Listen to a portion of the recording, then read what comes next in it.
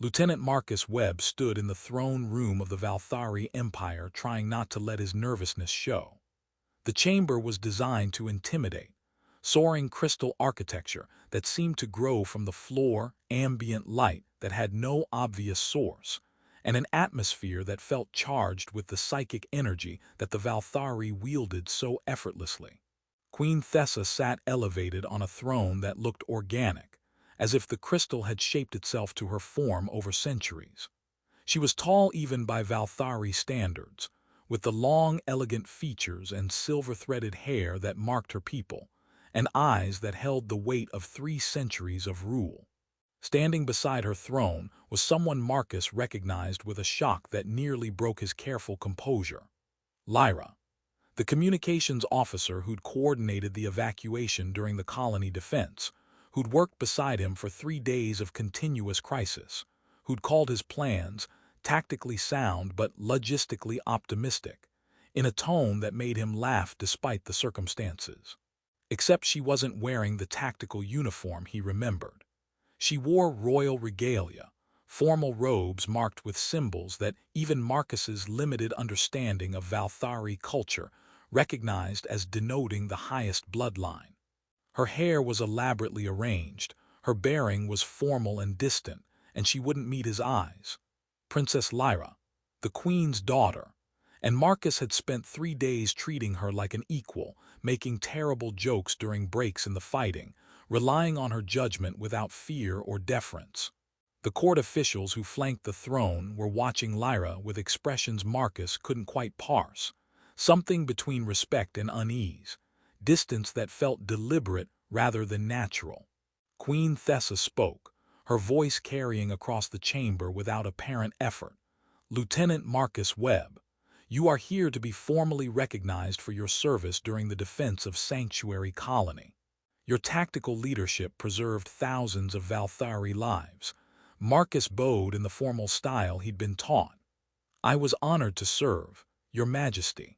The real credit belongs to your people who executed the evacuation under impossible conditions." "Including my daughter," the Queen observed, and there was something in her tone that made Marcus look up despite protocol suggesting he should keep his eyes lowered. "You worked closely with Princess Lyra during the crisis. You trusted her judgment, relied on her coordination, treated her as an equal." Marcus glanced at Lyra, who was still maintaining that careful, neutral expression. "She was the best communications officer I've ever worked with, Your Majesty. Her ability to coordinate multiple evacuation streams while keeping everyone calm, she saved more lives than my tactics did." "You did not know who she was." "No, Your Majesty. She introduced herself as Lyra, communications specialist. I didn't know she was your daughter until just now." "And how did you treat her, not knowing her status?" Marcus wasn't sure where this was going, but he answered honestly. "I treated her like a valued colleague, asked her opinion on tactical decisions, relied on her to tell me when my plans were stupid, trusted her judgment on civilian management because she clearly knew her people better than I did." "You made her laugh," the Queen said, and there was something almost wondering in her tone. "In the middle of a crisis where thousands were dying, you made jokes that caused my daughter to laugh." The reports from other officers mentioned it specifically, that the human and the princess shared humor while coordinating evacuations. "Dark humor is a coping mechanism in crisis, Your Majesty. It helps maintain morale and mental clarity when circumstances are overwhelming. I apologize if it was inappropriate." "It was not inappropriate. It was remarkable." Queen Thessa leaned forward slightly. "My daughter has not laughed in public in years. The fact that you inspired that response while she was under extreme stress suggests a connection that goes beyond professional coordination." Marcus had no idea how to respond to that. The throne room was silent, every Valthari present watching with intense focus. "I am going to ask you a question, Lieutenant Webb," the Queen said. "I ask it publicly and formally because the answer matters greatly to me and to my daughter's future. I ask it of you specifically because your human mind is difficult for my people to read clearly. Your thoughts are chaotic, undisciplined by our standards, hard to parse telepathically. This means you cannot easily deceive us, but we also cannot easily read your true intentions." She stood, descending from the throne with fluid grace, and the court seemed to hold its breath. "Do you desire my daughter?" The question landed like a physical blow. Marcus stared at the queen, trying to process what was being asked and why. Beside her, Lyra's careful composure cracked slightly, surprise and something that might have been fear crossing her face. "I." Marcus struggled for words. "Your Majesty, I don't understand the question. Do I desire her in what context? As a colleague, as partner, as companion, as more than colleague?" The Queen's expression was intense, searching. "I ask directly because I need to understand your intentions toward my daughter. You worked closely with her for 3 days under extreme conditions. You trusted her, relied on her, treated her with casual familiarity that few would dare. I need to know, do you desire her?" Marcus looked at Lyra, who was watching him with an expression he couldn't read. The entire court was watching. This was some kind of test or evaluation, and he had no idea what the right answer was. "Before I answer," he said carefully, "may I ask why this matters? Why you're asking this publicly?" "Because my daughter is powerful," Queen Thessa said, and her voice carried centuries of grief. "Her psionic abilities exceed mine, exceed any Valthari alive today. She can read thoughts clearly, influence minds, see probability streams of possible futures. Among our people, this makes her feared. They cannot hide from her, cannot feel safe in her presence, cannot approach her without careful mental discipline that prevents genuine connection." The Queen gestured at the court officials, who were indeed maintaining that careful distance from Lyra. "She has been isolated since her abilities fully manifested in adolescence. Suitors have approached for political advantage, but they fear her even as they court her power. They desire what she can provide: strength for their bloodlines, advantage in negotiations, power by association. They do not desire her. They have never desired her for herself." Marcus felt something click into place. The loneliness he'd sensed in Lyra during quiet moments between crises. The way she'd seemed surprised when he'd asked her opinion without careful mental preparation. The vulnerability beneath her competence. "I ask you directly, human," the Queen continued, "because Lyra tells me she could not clearly read your thoughts during the battle. Human minds are chaotic to us, difficult to parse, emotions and tactics and random observations mixing without clear organization. She could not sense your fear, could not read your intentions easily, could only trust your words and actions. This is novel for her, unprecedented even. So I ask, knowing what she is, knowing her power, do you desire my daughter?" Marcus took a breath, feeling the weight of the entire court's attention, and made a choice: absolute honesty. "Your Majesty, I'm not sure I can answer that question the way you're asking it." He kept his eyes on the Queen, but was acutely aware of Lyra's intense focus on him. "Do I desire her? Yes. But I need you to understand what I mean by that, because I don't think it's the same as what others have offered." "Explain." "During the colony defense, I worked with someone who was competent, brave, and had a gift for keeping people calm under fire. Someone who made good tactical decisions and wasn't afraid to tell me when my plans were stupid.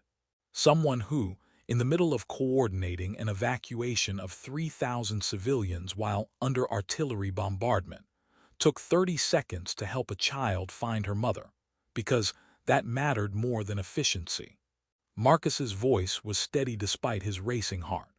"Someone I trusted completely in a situation where trust meant survival.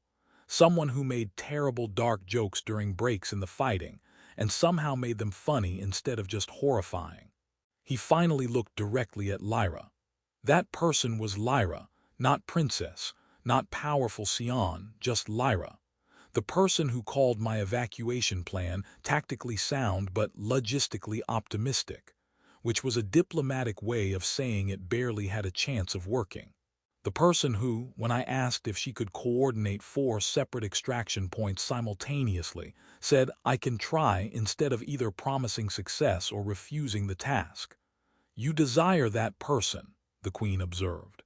Yes, I desire to know that person better, to see if the connection I felt during the crisis was real or just adrenaline and proximity, to find out if she might want to spend time with someone whose mind is apparently too chaotic for her to easily read.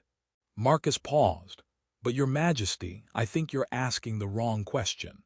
The court officials stirred, surprised or perhaps scandalized that he'd suggest the Queen's question was wrong, but Thessa simply tilted her head in interest. What should I be asking? Not whether I desire your daughter.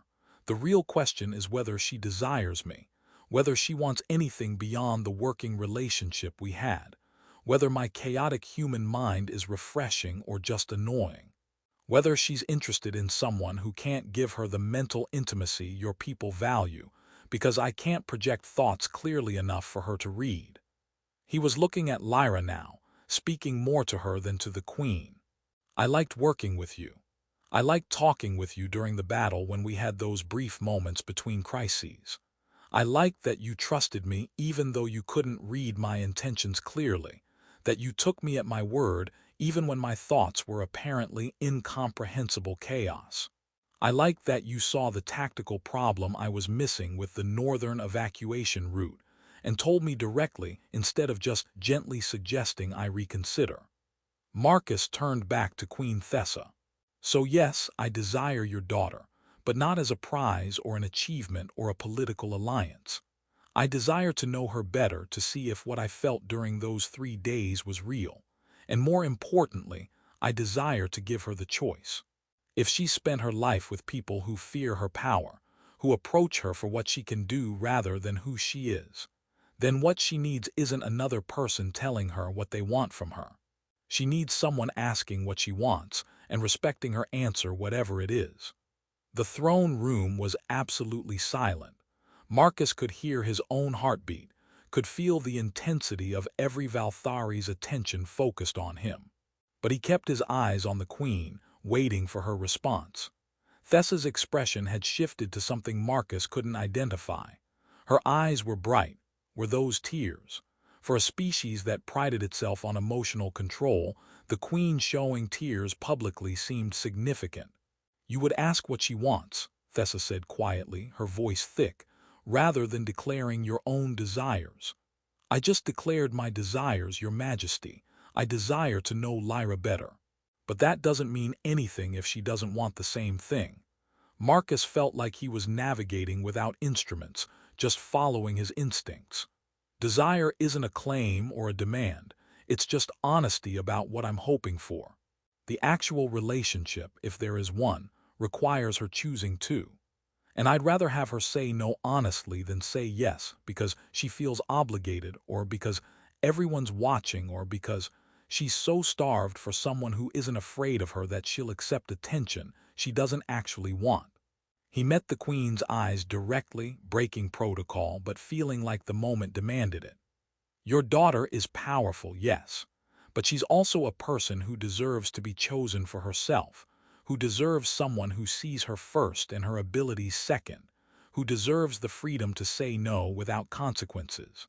So I desire her, yes, but what matters more is whether she desires me back, and whether we can build something real based on mutual choice rather than political calculation or my fascination with her competence.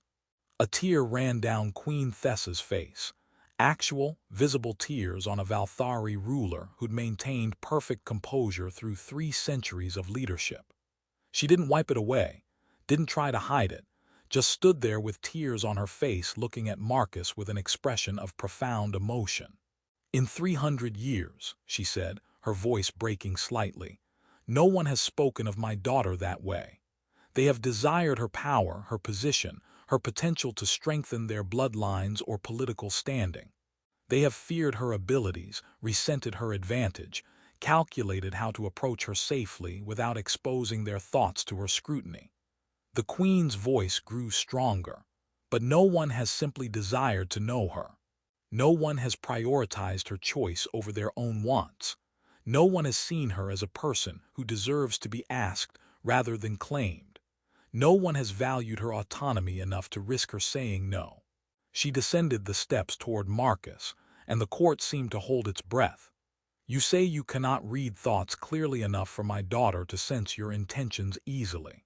But I can read your surface emotions, human, and what I sense is genuine. You desire my daughter not because she is powerful, but despite it. You value her competence, her character, her companionship. And most importantly, her voice broke again, you value her autonomy.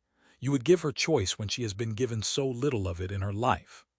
Queen Thessa turned to Lyra, who was watching the entire exchange with wide eyes, her usual composed mask completely shattered to show surprise and something that looked like desperate hope.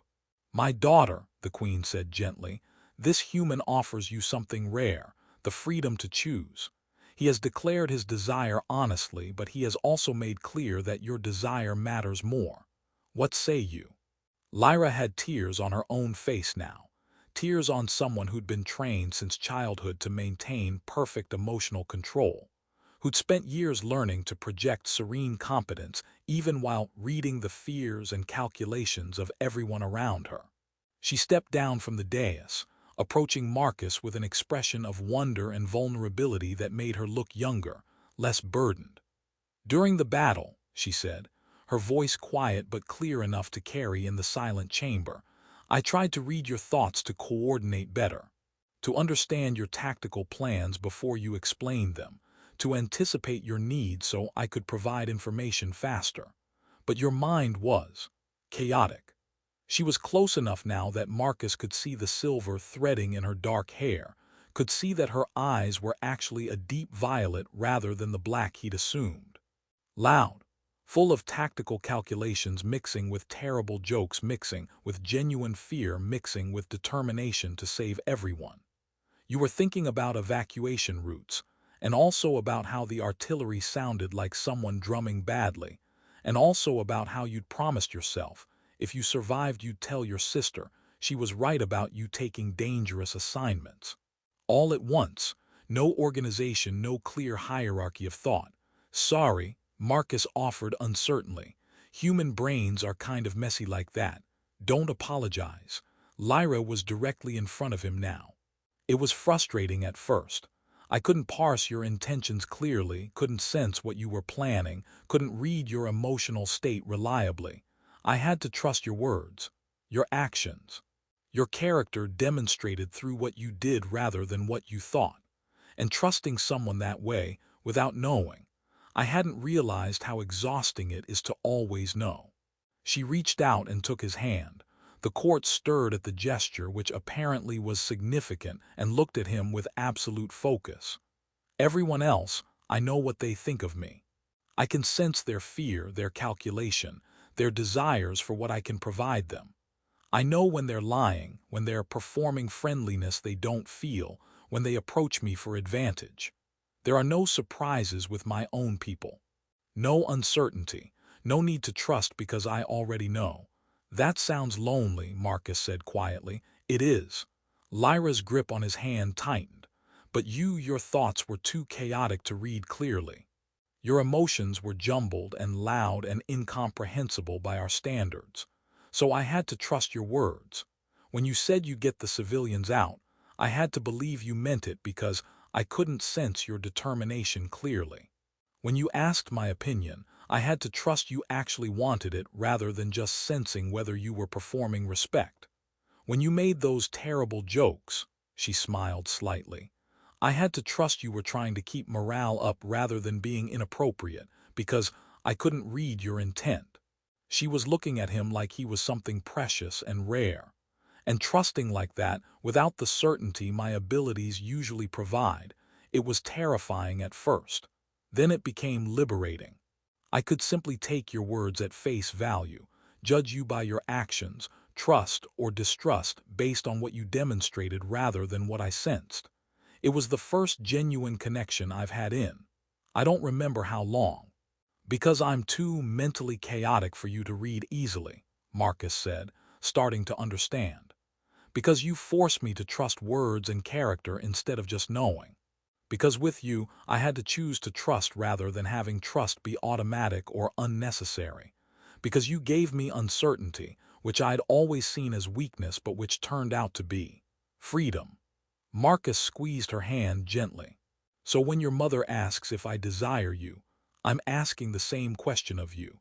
Lyra's voice was steady now, certain. Do you desire me? Not the princess, not the powerful Sion who terrifies her own people. Do you desire Lyra, who coordinates evacuations and makes dark jokes and told you your plan was logistically optimistic? Yes, Marcus said simply. That's exactly who I desire. The person who trusted me even though she couldn't read my mind clearly. The person who was competent enough to coordinate 4 extraction points simultaneously while under fire. The person who helped that child find her mother when efficiency would have said to keep moving. That person is who I want to know better. Even knowing I'm also the princess, the powerful Sion, the person the court fears. Those are facts about your position and abilities. They're not who you are. Marcus found himself smiling. You're the person who made me laugh by calling my evacuation plan tactically sound but logistically optimistic in the most diplomatic tone imaginable. You're the person who, when I asked if you could handle 4 extraction streams at once, said, I can try with this perfect mix of confidence and honesty. You're the person who saw me struggling with the civilian panic at extraction point 3 and sent extra communications support without me asking. That's who you are. The rest is just context. Lyra was crying openly now, tears streaming down her face while she smiled at him. You see me. I try to. Can't read your mind to cheat, so I have to actually pay attention to words and actions. She laughed, that same genuine laugh he'd heard during the battle, the one the Queen said was remarkable because she so rarely laughed publicly. My mother asked if you desire me. I'm asking something different. Would you choose me? Knowing I'm powerful, knowing I'm isolated, knowing I come with political complications and a court that fears me, would you choose me anyway? That depends, Marcus said seriously. Would you choose me? Knowing I'm chaotic, knowing you can't easily read my thoughts, knowing I'll probably say something diplomatically inappropriate at the worst possible time because my brain doesn't organize thoughts the way yours does. Yes. Lyra's answer was immediate and certain. I would choose you because your mind is chaotic, which forces me to trust instead of know. I would choose you because you see my power as just one aspect of who I am. I would choose you because you asked what I wanted instead of declaring what you wanted from me. I choose Marcus Webb, who made terrible tactical jokes during a crisis and somehow made me laugh despite the circumstances. Then I choose you too, Marcus said. I choose Lyra, who coordinates evacuations brilliantly and isn't afraid to tell me when my plans are stupid and helps lost children find their mothers. I choose someone I can trust because she's proven herself trustworthy, not because I can read her mind to verify. I choose you. The throne room erupted, not with applause or celebration, but with a collective exhale of released tension. The Valthari court had apparently been holding their breath through the entire exchange. Queen Thessa approached them, tears still on her face, and placed a hand on Marcus's shoulder. You have given my daughter something I could not provide, despite all my power and position. You have given her recognition that her power does not define her worth, that her choice matters more than others' desires, that she deserves to be approached with respect for her autonomy rather than fear of her abilities. For this, you have my gratitude and my blessing. She turned to Lyra. My daughter, you have my permission to pursue this connection, to build what you can with this human who sees you clearly. And Marcus Webb. She looked at him with an expression that mixed authority with warmth. You have earned more than recognition for your service in the colony defense. You have earned my respect for how you see my daughter, and my hope that you will continue to choose her with the same honesty you've shown today. Thank you, Your Majesty. Marcus felt overwhelmed by the weight of the moment, by the public nature of this declaration, by Lyra's hand in his and her eyes on his face.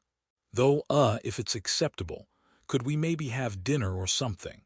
Somewhere private, without the court watching, where we can talk like we did during the battle but without people dying in the background.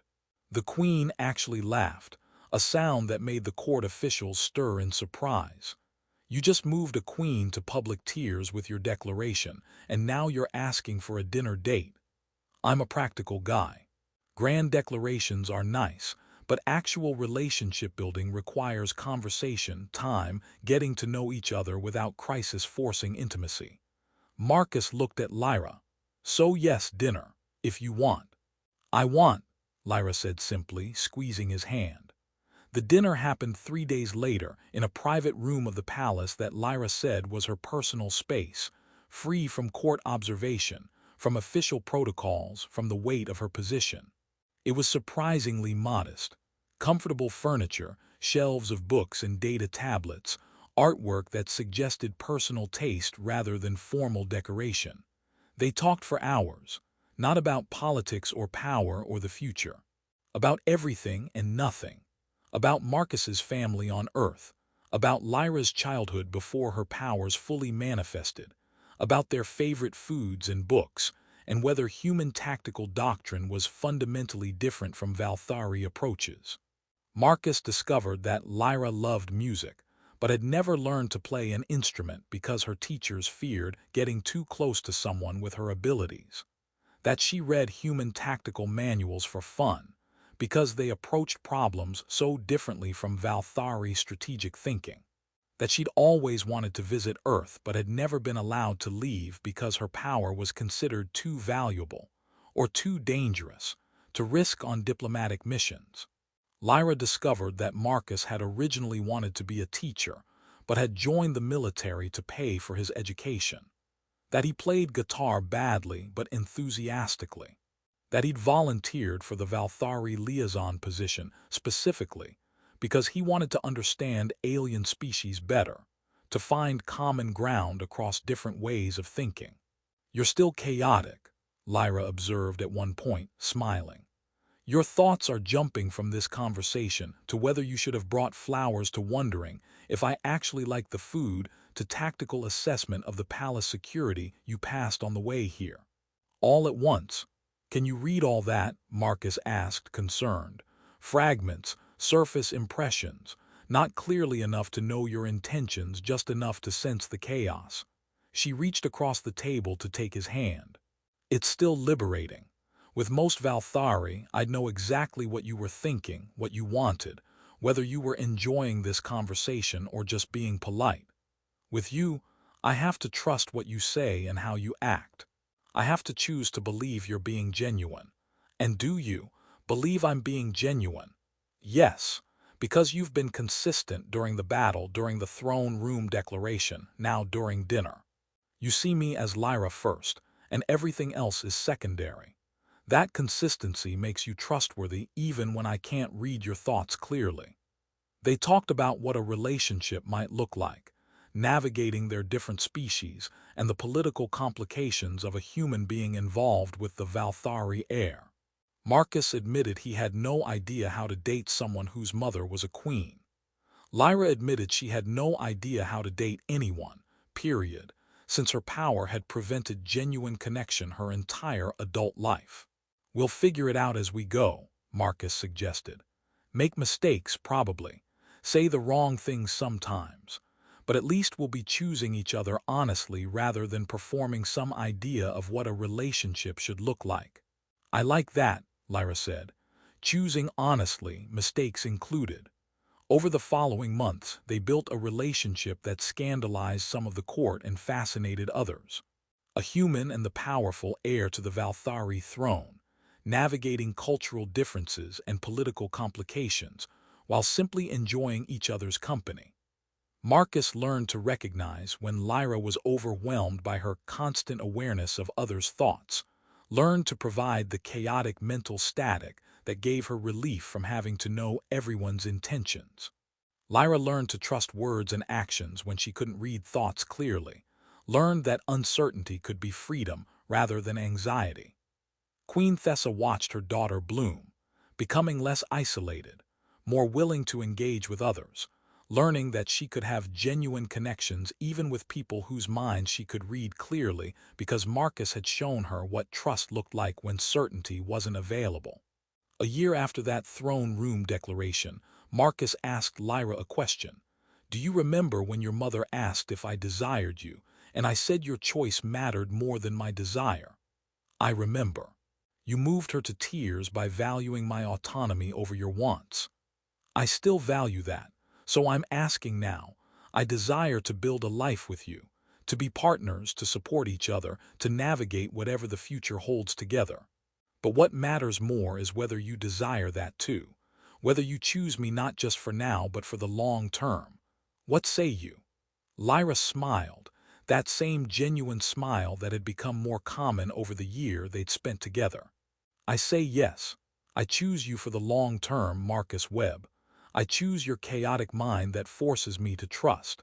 I choose your honesty and your respect for my autonomy. I choose building a life with you, navigating whatever comes together."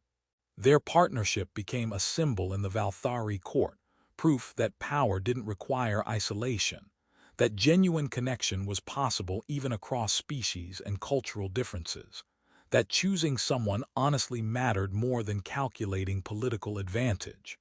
Years later, when Queen Thessa was asked about the moment that changed her daughter's life, she always gave the same answer. "The human asked what my daughter wanted rather than declaring what he wanted from her. He prioritized her choice over his own desire. He saw her as a person worth choosing, not as an advantage worth claiming." That simple respect for her autonomy, that recognition that power does not negate the right to choose, it moved me to tears because I realized she had finally found someone who saw her truly. She would pause, then add, "I asked if he desired my daughter, expecting calculation